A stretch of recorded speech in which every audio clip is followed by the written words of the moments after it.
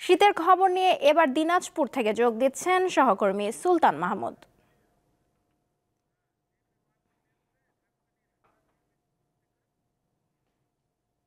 সুলতান, দিনাজপুরের শীতের তীব্রতা কেমন এবং জনজীবনে এর প্রভাব কতটা পড়েছে?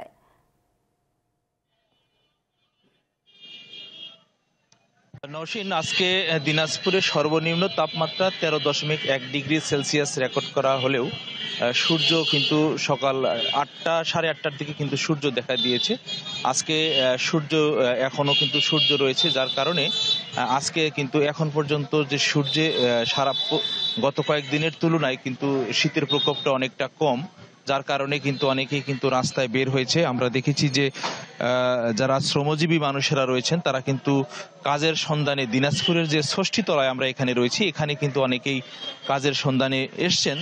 যদিও এই এলাকায় এখন কিন্তু তেমন কিন্তু কাজ নেই। আমরা দেখেছি যে এই অঞ্চলে প্রায় কয়েক হাজার মানুষ এই শ্রম বাজারে তারা শ্রম বিক্রি করার জন্য আসে, কিন্তু তারা কেমন কিন্তু শ্রমের সন্ধান না পাওয়ার কারণে আজকে তারা এখানে অনেকেই বসে আছেন শ্রম বিক্রি করার জন্য। আমরা দেখেছি যে এই অবস্থার মধ্যে কেউ কেউ বলছে যে দীর্ঘ কয়েকদিন আগেও তীব্র শীত থাকার কারণে কিন্তু তারা শ্রম বিক্রি করতে পারেনি, যার কারণে পরিবার পরিজন অনেকে কিন্তু কষ্টে রয়েছে।